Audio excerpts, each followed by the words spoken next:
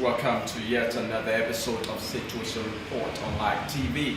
The Situation Report brings you 30 minutes in-depth analysis about contemporary happenings in Liberia. My name is Kezi Zobel, anchoring this edition of the program, and trending stories we're following today say hundreds of Liberians petition the national legislature for the establishment of war and economic crimes court in the country. GSC reveals ghost names on MCSS payroll, and the government of Liberia and Abidjan, the group of companies, opened the #1 branch of the company's supermarket. We bring you all of these latest developments plus so much more. Once more, I'm Yekezi Zobel, asking you to please invite someone to view along as we take this intermission. To be right back. Audio Jungle.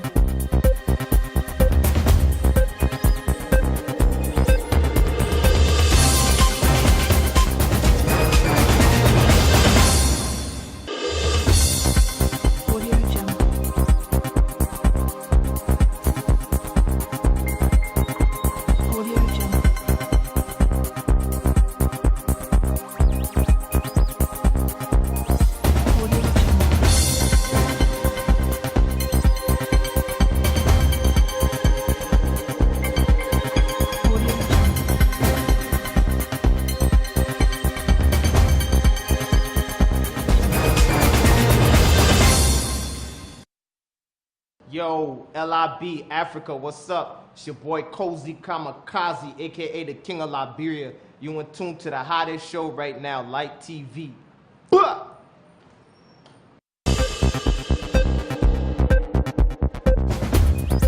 Audio Jungle.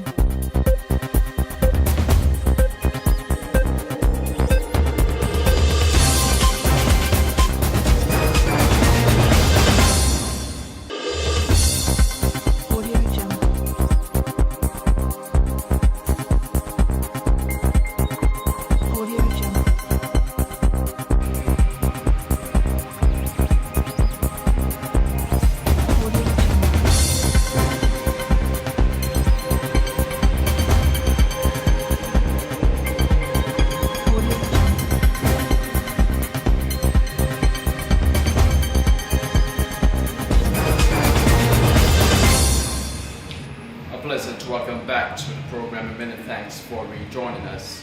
Hundreds of Liberians Monday assembled at the premises of the Capitol building to petition their lawmakers for the establishment of war and economic crimes court in the country. The establishment of the war and economic crimes court, according to the citizens, would deter the perpetration of heinous crimes in the country during and after crisis. It can be recalled that ex-President Ellen Johnson Sirleaf set up a Truth and Reconciliation Commission during her regime to reconcile and prosecute suspected war criminals. But following the prosecutory process, the ex-president, who was also inducted by the TRC report, failed to implement its recommendations, something critics say blemishes her legacy. However, according to the citizens, President Weah, as a non-participant of the Liberian Civil War, would muster the courage to implement fundings from the TRC for too long, establishing the RCC in the country. Franklin Wisse is one of the lead campaigners for the establishment of war and economic crimes court in the country, and he spoke to a team of journalists today at the premises of the Capitol building. Have we been, taken for granted for too long? Have we been used, dumped, and screwed? For too long, have people ridden on our silence and our lackadaisical attitude, towards impunity? We have decided that it is time that we reawaken the consciousness of the Liberian people and bring to book perpetrators of mayhem and atrocities, economic criminals, people who take advantage of the ordinary Liberian people to enrich themselves, people who took advantage of the Liberian Civil War to perpetrate mayhem and atrocities. They maimed, raped, tortured, terrorized, murdered our people. when in fact they had only a single objective to topple a government. They left all of that and did all manner of unimaginable things, opening the stomach of a pregnant woman to determine the sex, burying people alive, and many other unimaginable things people committed around here. And then we realized that the Liberian people resolved to have the TRC. The TRC recommendations came up. The TRC recommendations should have been implemented. Certain people who were at the echelon of power, who felt they were indicted by the TRC, succeeded in muzzling, strangulating, and suppressing the TRC. They ended up placing it under the carpet. Today, the TRC is languishing.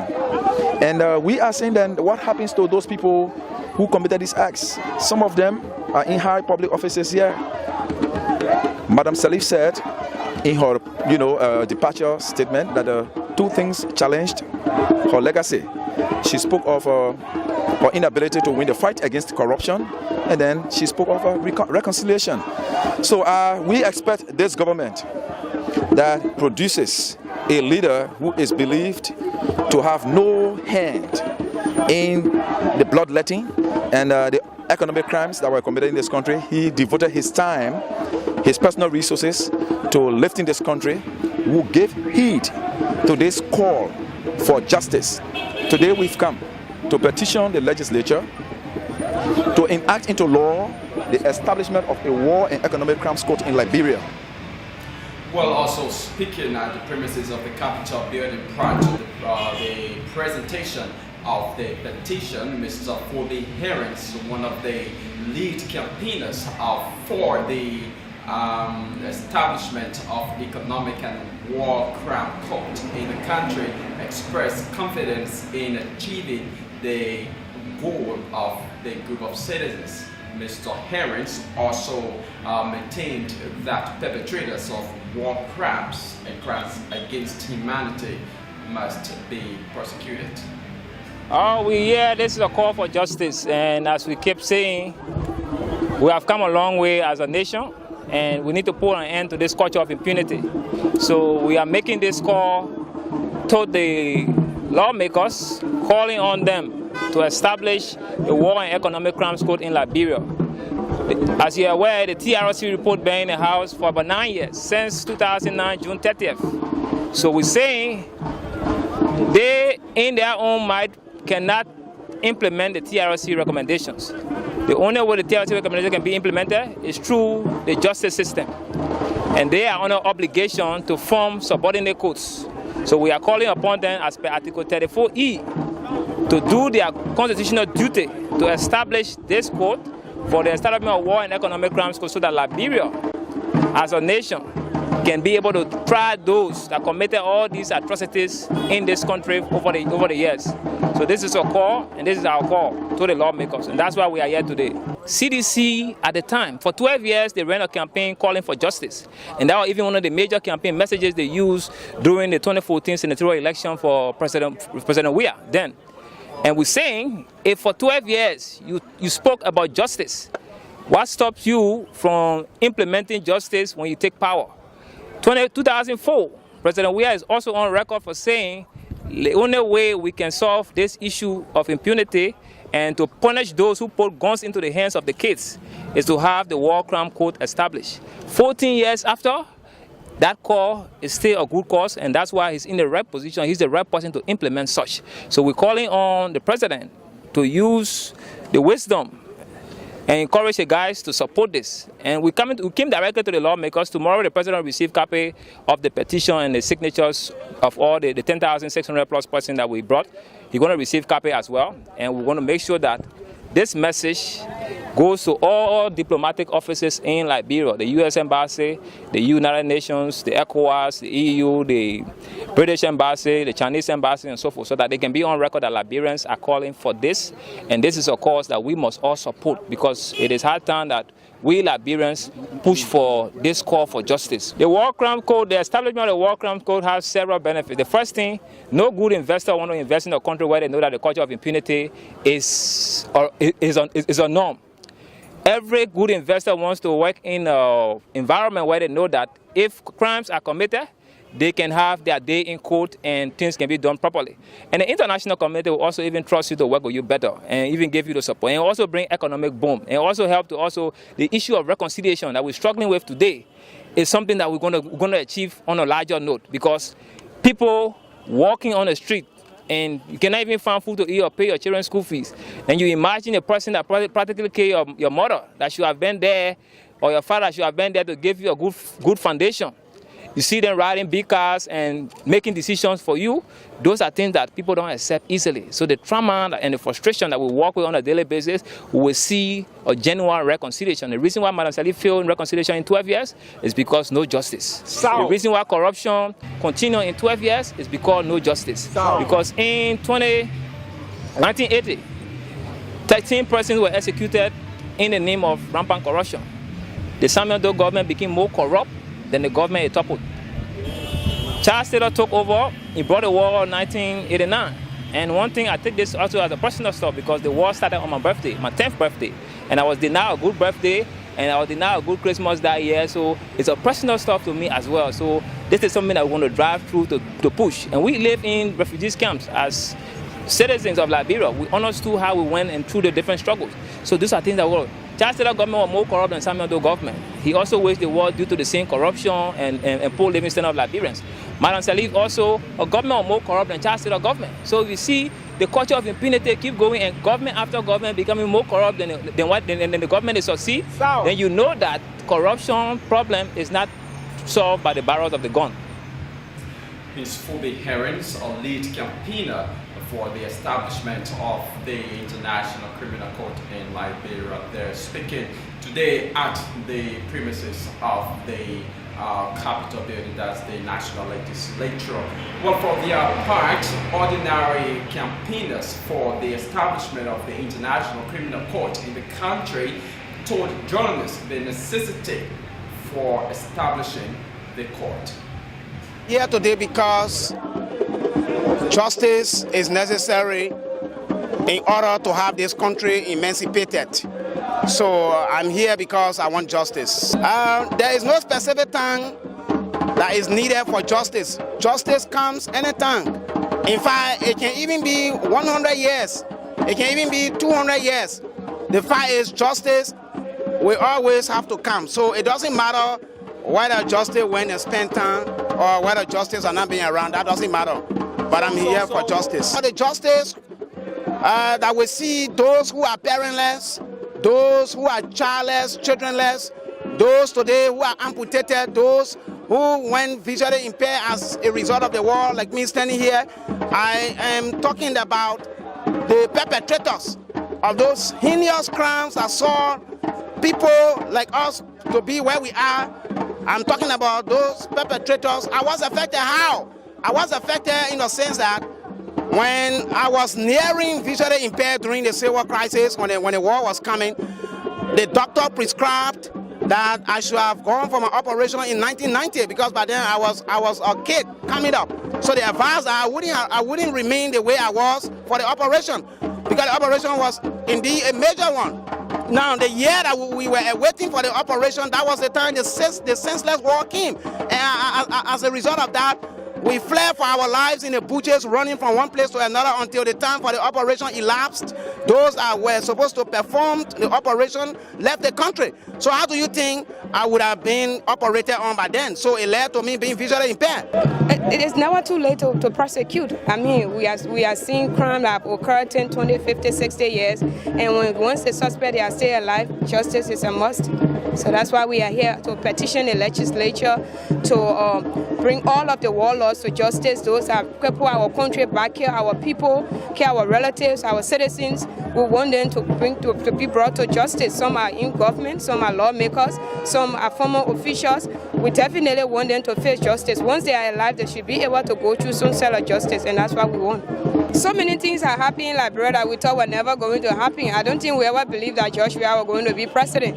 He's president now, so why is it that we can't have a court established that will be able to bring perpetrators to justice? It's a must, and it's the cause of the Liberian people. It's our voices. It must be heard. The voice of the people is the voice of God. So I don't care how many of perpetrators in the house, they will be able to bring this to justice. And if there's a law call, maybe to deter or to say some of the perpetrators are in the house, so they will not want to pass a law against themselves, I don't believe it. They should be able to pass a law because it's a must. I lost my grandmother, I lost my uncle, I suffered, I walked from here to Nimba County, my late mother and I, during the war, so many friends and relatives, 350,000 lives, I mean numerous, just uncountable, the numbers just there, people just die and die and die, so we want justice. We have God above, but we have laws on earth to govern our society, because with all laws we become animals. We saw during the war we became animals. The whole world knows us to be cannibals. We ate human parts. That has given Liberia a negative image. We want to reverse that, to once again show the world that Liberians are civilized people. We are not cannibals. We are not murderers.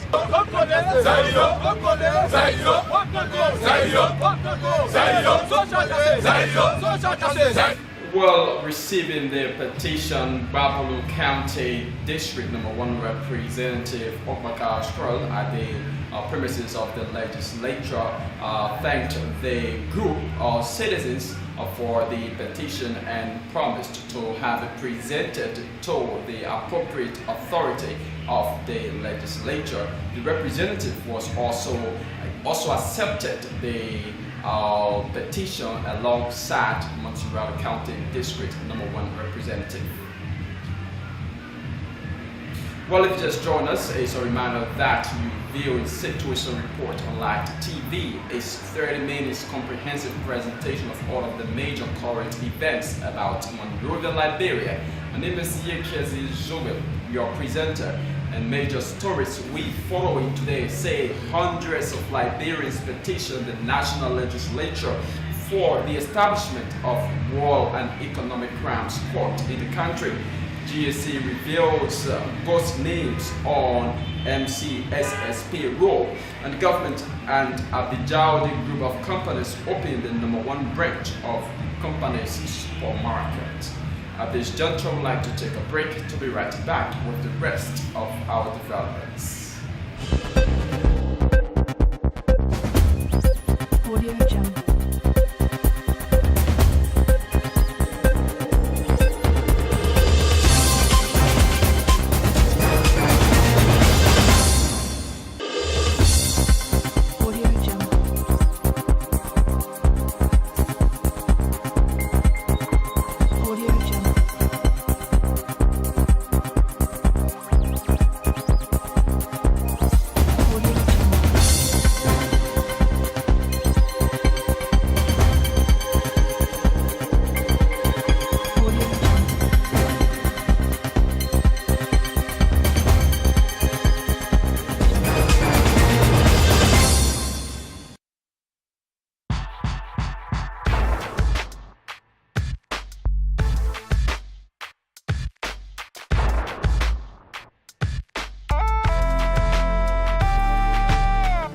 It's the Caps Entertainment Show, the best of all entertainment shows.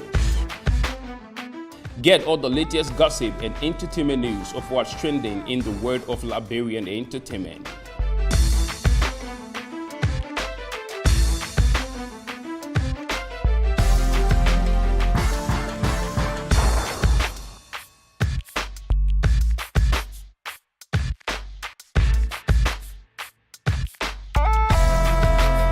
Enjoy 100% Liberian entertainment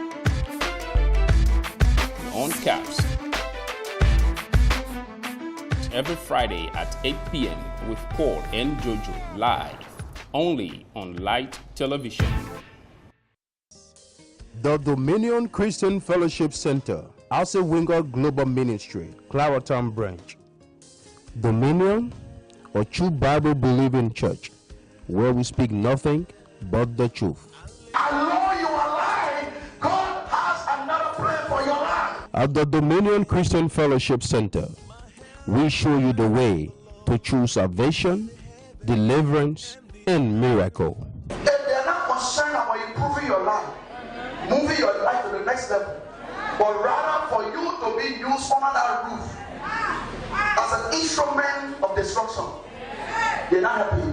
You can find part of our divine worship service or hour of encounter every Sunday with your humble servant, Reverend Clarence T. Payne.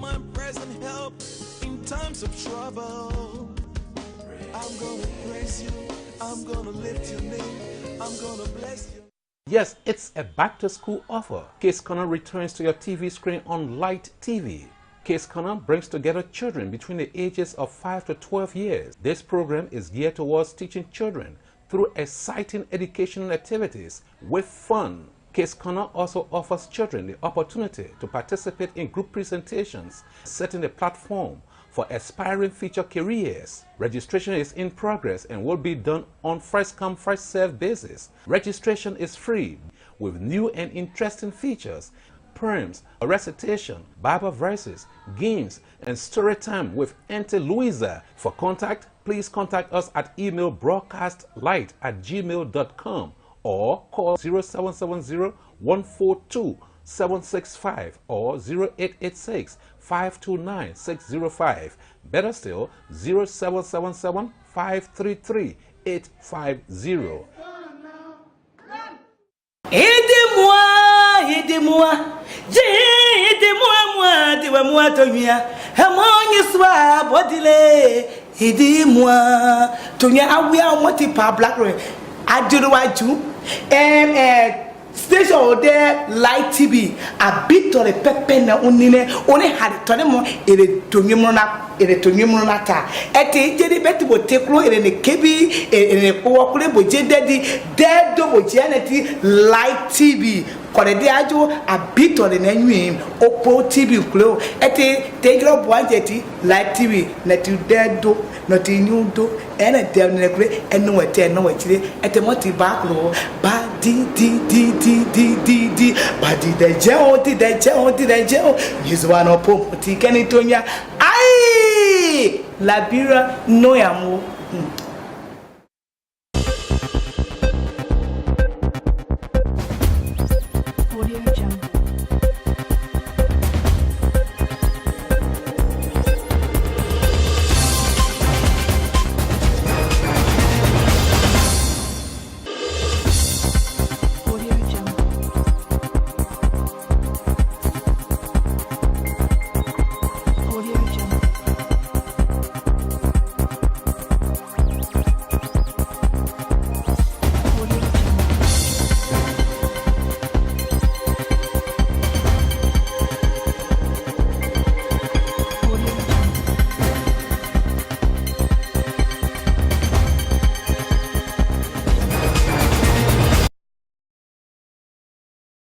Welcome back from that breather. And straight into our developments, the government of Liberia and Abidjan, the group of companies, have opened the branch number 1 of the company's supermarket with an estimated US $2 million value. Moses Colley, Minister of Labor, cutting the ribbon at the opening of the supermarket over the weekend on 16th Street. Sinker said the huge investment will boost the country's economy. He encouraged other investors in the country to carry on similar investment in line with the government of Liberia pro-poor agenda. He told the Abidjan management to fully implement those things that will require a very good relationship between employer and employees. Jason, the winning general manager, Abidjan Group of Companies, said there are over 50 Liberians employed and plans are on the way to decentralize Abidjan to other counties. He said they have dropped their prices to encourage and help people because the financial constraints in the country is on the increase. A review of the General Auditing Commission's report at the legislature has revealed that the workforce of the Monrovia Consolidated School System, MCSS, is overwhelmed with ghost names. GSC claimed in its report that MCSS has 22 employees who were dismissed, died, or resigned, but maintained on the institution's wage bill months after the 3 months statutory requirement. The practice is causing government to lose millions in needed revenue, the GSC said. A deceased employee in 2013-2014 was maintained on the MCSS payroll for 20 months, 17 months more than the 3-month period allowed by the PFM. 22 employees dismissed, died, or resigned in 2014 or 2015 were maintained on the MCSS payroll on the after the statutory period. The MCSS management did not disclose in its financial statements internally generated funds such as school fees and other related fees for the period on audit. But in response to the GSC report, MCSS Superintendent Benjamin Jacobs denied deliberately maintaining ghost names on government's payroll to defraud government. He said if there are names on MCSS payroll, his institution should not be responsible because it wrote the CSA notifying it about the situation. MCSS Human Resource Manager Samuel Lavela said there are documentations to show that CSA was written to delete names of employees dismissed, resigned, or died from the payroll.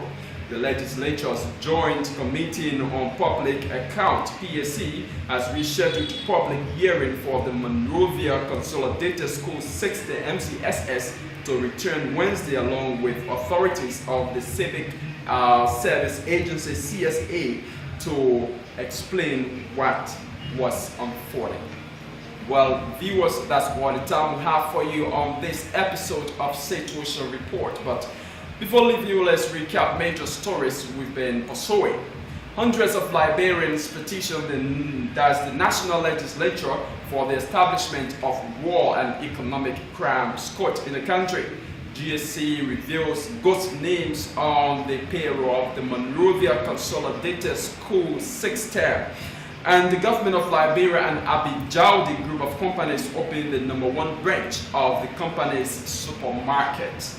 Many thanks for your viewing role, and thanks to all of our reporters and contributors who made this episode of Situation Report a success. Special thanks go to Flankai, who sat at controls and controlled the technical aspect of this presentation. My name is Yekezi Zobel on behalf of the entire management team here. For more news and information on Light TV, you can log on to www.lighttvonline.com, or better still, find us on YouTube at Light Communications Investment. Have a pleasant night.